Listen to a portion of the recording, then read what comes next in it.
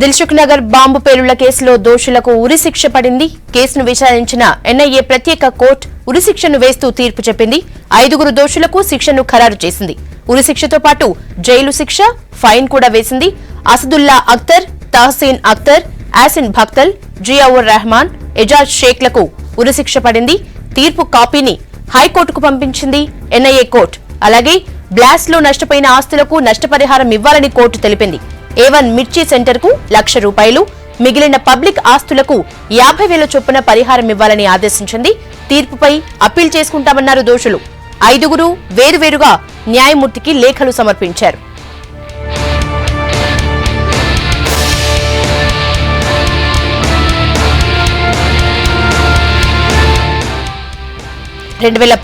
ఫిబ్రవరి 21న దిల్సుఖ్ నగర్ లోని A1 మిర్చి centre, Venkatadri theatre ఎదురుగా ఉన్న బస్టాప్ దగ్గర ఈ జంట పేలుళ్లు జరిగాయి.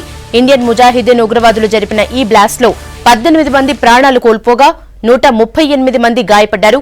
ఈ కేసులో 157 మంది సాక్షుల స్టేట్మెంట్ నమోదు చేసింది ఎన్ఐఏ కోర్టు. కీలకమైన 502 డాక్యుమెంట్లను సేకరించిన ఎన్ఐఏ అధికారులు ఘటనా స్థలంలో 201 మెటీరియల్స్ ని సీజ్ చేశారు. వీటన్నింటిపై ఎన్ఐఏ తరపున బలమైన వాదనలు వినిపించారు.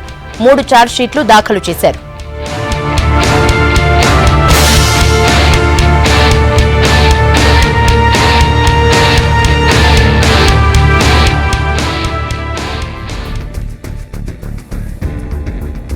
లాస్ట్ టైం కన్విక్షన్ అయింది కదండి అందరు, ఆల్ 5. ఇప్పుడు ట్రీజన్ కి కానీ, మర్డర్ కి కానీ, దేశ వ్యతిరేక చర్యలు కానీ, టెర్రరిస్ట్ యాక్ట్ కానీ కన్విక్షన్ అయింది. దాంట్లో అన్నిట్లో 5కి కూడా డెత్ పెనాల్టీ వేసినారు. అండ్ వేరే వేరే సెక్షన్ల కింద ఫైన్ అమౌంట్ కూడా వేసినారు. ఏదైతే డెత్ పెనాల్టీ ఉందో ఆ రికార్డ్ అంతా హైకోర్టుకి వెళ్తుందండి. హైకోర్టు కన్ఫర్మ్ చేసేవారికి ఆ డెత్ పెనాల్టీ ఏదైతే ఎగ్జిక్యూషన్ పెండింగ్ లో ఉంటుంది. వాళ్ళు చెప్పడం ఏం లేదండి, వాళ్ళు చేసేట్ వాట్ ఎవర్ కోర్టు ఏం చేస్తే అది యాక్సెప్ట్ చేసినట్టే చెప్పినారు, ఇంకేమనలేదు. రేరని చెప్పడానికి ఒక సెట్ కేటగిరీ ఏం ఉండదండి. ఏ కేసు ఆ కేసు దాని ఫ్యాక్ట్స్ బట్టి కోర్టు డిసైడ్ చేస్తుంది రేరా కాదా అని. ఇప్పుడు ఈ కేసులో రేర్ ఎందుకనంటే ఆ విధంగా ప్లానింగ్ చేసి 18 మంది చనిపోవడానికి కారణమైనందుకు, 130 మంది గాయపడడానికి కారణమైనందుకు ఇది ఒక రేర్ కేసు. వాళ్ళు ప్లాన్ చేసి ఎగ్జిక్యూట్ చేసినారు కాబట్టి డెత్ సెంటెన్సే ప్రాపర్ సెంటెన్స్ అని చెప్పిందండి. సెక్షన్ డెత్ 302 IPC అండి, 121 IPC. దాని తర్వాత section 3B explosive substances act ఉంది. And section 16 unlawful activities act. ఈ 4 సెక్షన్ లోనూ డెత్ ప్రిస్క్రైబ్ అయ్యింది. జనరల్ గా ఇవన్నిట్లో డెత్ పెనాల్టీ ఇచ్చినారు. రియస్ మెడికల్ యాజెంట్ వన్ ఈ స్కాట్ ఇప్పుడు ఏదైతే రికార్డ్ దాంట్లో కూడా విట్నెసెస్ అన్ని రికార్డ్ చేసినామండి. ఈ ఎవిడెన్స్ ఆయన వచ్చిన తర్వాత ఒకవేళ పట్టుకుంటే ఆయన అగేన్స్ట్ కేసు నడుస్తుంది.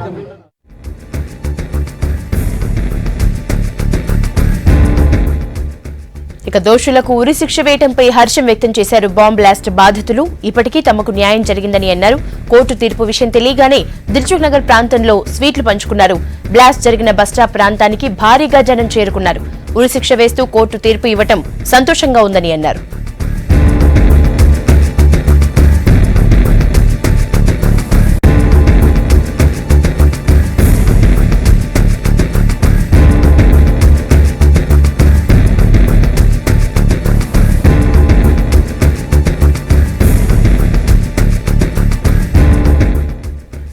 డీటెయిల్స్ సంపత్ అందిస్తారు. సంపత్, దోషులు హైకోర్టులో అప్పీల్ చేసుకునే అవకాశం ఎంతవరకు ఉంది? పూర్తి డీటెయిల్స్ ఏంటి?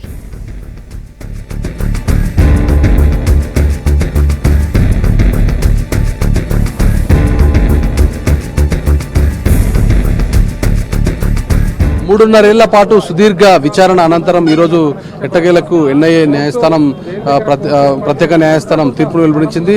ఫిబ్రవరి 21, 2013లో భారీ మారణ హోమాన్ని సృష్టించిన ఉగ్రవాదులకి ఉరిశిక్షను ఖరారు చేస్తూ ఎన్ఐఏ న్యాయస్థానం తీర్పునిచ్చింది. అయితే ఇది దాదాపు దేశంలోనే ఒక పెద్ద శిక్షగా అందరూ చెప్తున్నారు. ఎందుకంటే గతంలో ఇలాంటి ఉగ్రవాద కార్యకలాపాలు కానీ, ఉగ్ర కుట్రలు, ఉగ్ర పేలుళ్లకు పాల్పడ్డ సమయంలో ఒకరు లేదంటే ఇద్దరికి మెయిన్ మెయిన్ అక్యూజ్డ్గా ఉన్నటువంటి వాళ్ళకి మాత్రమే మరణ శిక్షలు విధిస్తూ మిగతా వాళ్ళకి యావజ్జీవ శిక్ష విధించడం లేదంటే 7 ఏళ్ల పాటు జైలు శిక్ష విధించడం అనేది కొంత రివాజ్గా వస్తుంది.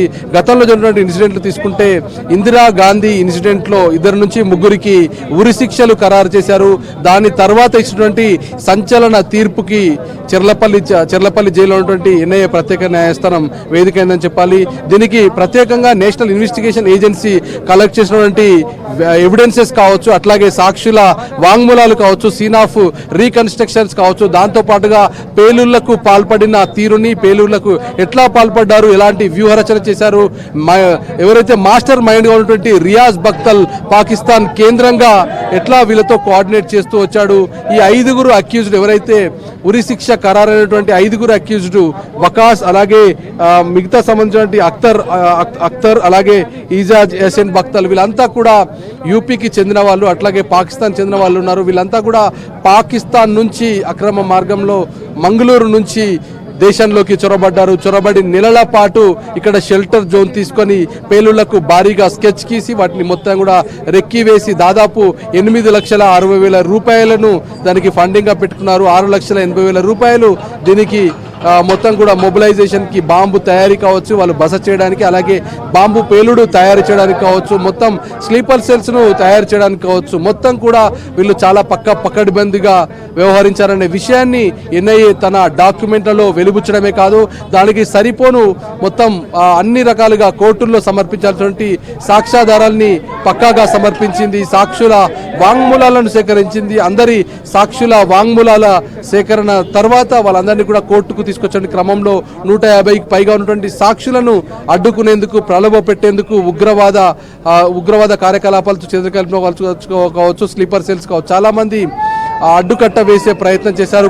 వాటన్నిటిని తిప్పికొడుతూ ఎన్ఐఏ కౌన్సిలింగ్ ఇచ్చి వాళ్ళందరినీ కూడా సాక్షులను కోర్టు ముందుంచింది. దాదాపు మొత్తం కూడా 500కు పైగా డాక్యుమెంట్లను సబ్మిట్ చేసింది. ప్రతి డాక్యుమెంట్స్ లో ఎవిడెన్సెస్ ని పక్కాగా పుటాన్ చేసింది. దాంతో పాటుగా 201 సబ్స్టాన్షియల్ ఎవిడెన్సెస్ ని కలెక్ట్ చేసింది. దాంట్లో బాంబు పేలుడు జరిగినటువంటి విస్ఫోటనం ఎట్లా జరిగింది, దాంట్లో ఎలాంటి మందుగుండు సామాగ్రి అమర్చారు, మందుగుండు సామాగ్రిని ఎక్కడెక్కడ పర్చేస్ చేశారు, పర్చేస్ చేసిన క్రమంలో ఎలాంటి వ్యవహారాలు జరిగాయి, దాంట్లో ఎక్కడ పర్చేస్ చేసిన తర్వాత షెల్టర్ జోన్ ఎక్కడ తీసుకున్నారు, బాంబు పేలుడుకి ఎట్లా కుట్ర చేశారు, అట్లాగే 19 మంది మృతికి, అట్లాగే 131 మంది ఇంజూర్ కావడానికి ప్రత్యక్షంగా కారణమైనటువంటి వాళ్ళపైన 1908 కింద 1967 కింద యాక్ట్ కింద వాళ్ళందరిపైన కూడా దేశద్రోహంతో పాటుగా పేలుడు కుట్రకు పాల్పడిన విషయాన్ని స్పష్టం చేస్తూనే దాని పక్కా ఆధారాలను సేకరించింది.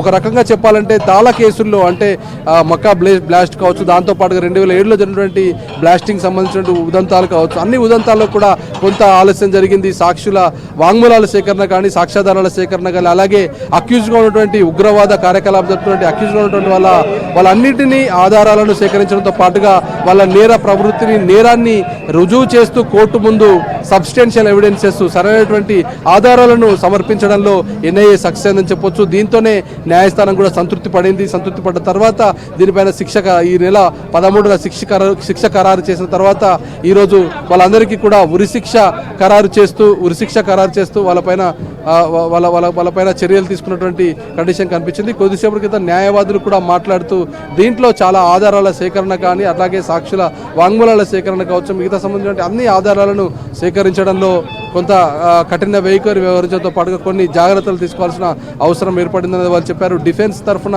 వాదనలు, అట్లాగే దాంతో పాటుగా దీంట్లో కొంత విచిత్రమైన విషయం ఏంటంటే మొత్తం కూడా ఉగ్రవాదులుగా జైల్లో ఉన్న వాళ్ళు లా బుక్స్ ను తిరిగేసే ప్రయత్నం చేశారు. వాళ్ళు కూడా ఇలాంటి బ్లాస్టింగ్ జరిగినప్పుడు ఎట్లాంటి శిక్షల కింద ఇంప్లీడ్ కావాలి, అట్లాగే గతంలో ఉన్నటువంటి కేస్ స్టడీస్ ఏంటి, కేసుకు సంబంధించినటువంటి వివరాలను పూర్తి స్థాయిలో తెలుసుకొని స్టడీ చేసి తమంతట తామే వాదించుకోవడానికి లేదంటే తమ సబ్మిషన్స్ చేసుకోవడానికి ప్రయత్నం చేశారు. కానీ వాటన్నిటిని తిప్పికొడుతూ నేషనల్ ఇన్వెస్టిగేషన్ ఏజెన్సీ సంబంధించినటువంటి పోలీసులు, అలాగే ఎన్ఐఏ తరపునటువంటి ప్రత్యేక న్యాయవాది పకడ్బందీతో ఆధారాలు సేకరించారు. వాటన్నింటినీ కోర్టు ముందు ఉంచారు.